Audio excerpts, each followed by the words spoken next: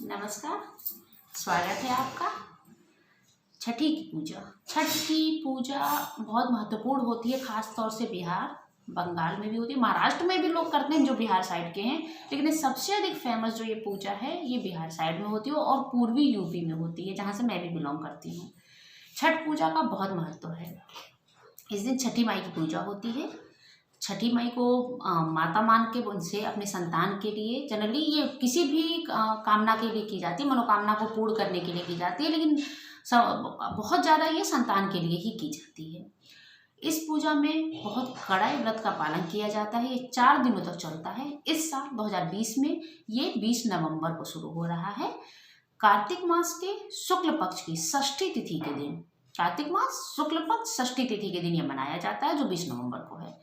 लेकिन इसकी पूजा सिर्फ 20 तारीख को नहीं होती है, 4 दिन तक चलता है।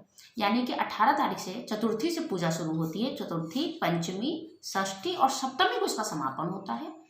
ये पूरे हिंदू मान्यताओं में सूर्य को अर्घ्य दिया जाता है, लेकिन सिर्फ हिंदू ही है जो संध्या वंदन के समय या फिर जो शाम का डूबते हुए सूर्य हैं, इस व्रत में उनकी भी पूजा की जाती है। यानी जितने भी त्यौहार हैं हमारे, उसमें सूर्य को अर्घ्य देने की परंपरा है, मगर उगते हुए सूरज को सुबह के। ये पहला व्रत है जिसमें डूबते हुए सूर्य की भी पूजा की जाती है, उषा अर्घ्य दिया जाता है। यानी प्रातः काल का तो सबने सुना होगा, उषा अर्घ्य दिया जाता है इसमें, और संतान की के लिए अच्छे उसके लिए कामना की जाती है और पूजा की जाती है।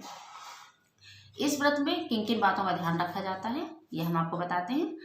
देखिए, सबसे पहले चतुर्थी के दिन यानी 18 नवंबर के दिन 6:45 पे सूर्योदय होंगे और 5:26 पे सूर्यास्त होंगे। इस दिन सबसे पहला क्या होता है, नहाए खाए, यानी कि इसमें नहाते हैं, नए वस्त्र को धारण करते हैं। इसमें वो कपड़े नहीं पहनते जिसे हम ऑलरेडी पहन चुके हैं, इसमें नए वस्त्र पहने जाते हैं। नो मैटर कि कितना महंगा कितना बढ़िया, उससे कोई मतलब नहीं होता है कि वो कितना अच्छा है, मतलब होता है सिर्फ नए वस्त्र से, शुद्ध वस्त्र से पहनते हैं। पूर्णतः शाकाहारी रहते हैं। एक टाइम पे सब्जियां, मतलब इसमें अलग अलग नियमों से करते हैं। पहली बार सब्जी, फिर अगले दिन मीठा, इस तरह से उनके कुछ अपने पकवान होते हैं, जैसे ठेकुआ बोलते हैं, और आटे की बनी हुई होती है, गुड़ की खीर होती है, ऐसे बहुत सारे होते हैं। मैं भी कुछ पकवानों के बारे में ज़्यादा नहीं जानती, मेरा ज़्यादा वहाँ पे रहना नहीं हुआ है, लेकिन हाँ ये बनते हैं। ये हमने देखा है अपनी दादी को करते हुए, अपने घर में और रिश्तेदारों को करते हुए कि ये पकवान बनते हैं। बहुत टफ व्रत होता है क्योंकि इस समय सर्दियाँ शुरू हो जाती हैं और पूरी रात पानी में खड़े रहते हैं, और जब सूर्य देव निकलते हैं तो वो अर्घ दे के ही बाहर आते हैं और तभी कुछ खाते पीते हैं। तो ये काफ़ी टफ व्रत है क्योंकि ऐसे में बिल्कुल पैर अकड़ जाते हैं। तो ये हमारे 18 नवंबर को चतुर्थी से प्रारंभ हो जाएंगे। पंचमी तिथि को खरना कहते हैं। इसमें जो है 6:46 पे इसमें सूर्योदय हो रहे हैं और 5:26 पे सूर्यास्त हो रहा है। तो इस दिन दूसरा दिन होता है इस व्रत का। इसमें शाकाहारी भोजन करते हैं, पूर्ण रूप से सात्विक रहते हैं, और जनरली लोग नदी किनारे ही, यानी गंगा जी के किनारे ही, तट के किनारे ही वहाँ पे बना लेते हैं। इसमें नदी के किनारे पूजा होती है, गंगा जी के ही किनारे हो ऐसा जरूर नहीं, लेकिन हम लोगों के साइड में था, गंगा जी थी तो उन्हीं के किनारे पूजा होती थी। लेकिन कहीं भी नदी के किनारे आप जो है कई लोग तो वहाँ पे परमानेंट अपनी कोई चीज़ बिछा के टेंट वेंट लगा के वहीं रहते हैं, क्योंकि बार बार आना जाना पॉसिबल नहीं होता, तो वहीं रहते हैं। तो वहाँ किनारे पे जाके पूजा करते हैं। विधिवत पूजा होती है इसमें, फिर वहीं पे छोटे से चूल्हा वगैरह बना के और पूजा कर उसमें पकवान बनाए जाते हैं। वहीं पकवान बनते हैं, वहीं सब लोग खाते पीते हैं, एक दूसरे से साझा भी करते हैं। और फिर उसके बाद आती है षष्ठी तिथि, जो कि पड़ रही है 20 तारीख को। इस दिन पूर्ण रूप से निराहार रह के पूजा होती है। उसके बाद जब सूर्योदय होता है, जो कि 6:47 पे है, तो उनको अर्घ्य दिया जाता है। 6:48 पे है, तब उनको अर्घ्य दिया जाता है। अर्घ्य दे के और फिर उसके बाद जब उसमें निकल के नए कपड़े बदल के अपने, और उसके बाद ही फिर कुछ ग्रहण किया जाता है। इस तरह से ये पूजा होती है। इसमें सप्तमी के दिन जब सूर्योदय होते हैं, उसके बाद से ये पूजा समाप्त होती है। और जिस दिन 20 नवंबर को शाम को जब सूर्यास्त हो रहा होता है, तब सूर्य को अर्घ्य दिया जाता है। और इस समय सूर्यास्त वाले सूर्य की बहुत महत्वता है।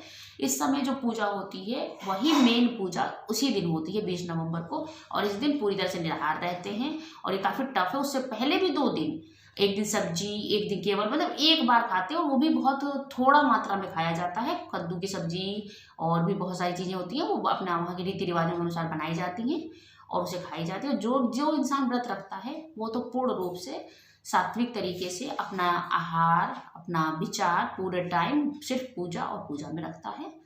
उसके बाद जो भी मन्नत होती है, संकल्प होती है, उसको पूरे दिन करके और शाम को जब सूर्य देवता अस्त हो रहे होते हैं तो उनको जल दे के पानी से बाहर निकल जाता है। और सभी फिर औरतें सुबह का इंतजार करती हैं सूर्योदय को जल दे के, उसके बाद ही इस पूजा को पूरी तरह से पारण जिसे कहते हैं समापन करके पारण करती हैं। और इस व्रत को मान्यता है कि इस व्रत का कभी भी प्रभाव निष्फल नहीं जाता। यहाँ पे मांगी गई हर मनोकामना पूर्ण होती है। कभी ऐसा नहीं देखा गया है कि छठी माई से अगर कुछ मांगा जाए तो पूरा ना हो। ये अब इतना प्रचलित हो गया है, ये जहाँ पर भी इस बिहार के या पूर्वी यूपी के लोग हैं वो आज भी जहाँ भी हैं, चाहे वो महाराष्ट्र हो, बंगाल हो, कहीं पे भी देश के किसी भी भाग में हो, अब तो ये पूरे देश में मनाए जाने वाला पर्व हो गया है। पहले एक टाइम था जब सिर्फ बिहार और पूर्वी यूपी और थोड़ा बहुत बंगाल में ये मनाया जाता था, अब तो हर जगह बनता है। तो आपको छठ की, आने वाले छठ की बहुत बहुत बधाई। बहुत हर्षोल्लास से इस त्यौहार को मनाइए और अपनी संस्कृति पर गर्व कीजिए। जो भी आपका कल्चर है, जो भी आप जिस चीज़ को आप मानते हैं, जो रीति रिवाज है, उस पर गर्व कीजिए।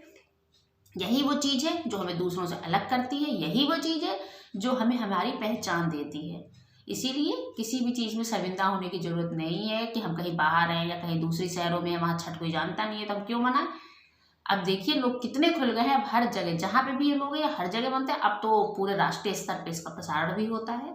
तो जहाँ भी है अपनी चीज़ों पे जब गर्व करेंगे, जब स्वयं पे गर्व करेंगे तो दूसरा भी आप पे गर्व करेगा। इसलिए छठ को धूमधाम से बनाइए। नमस्कार।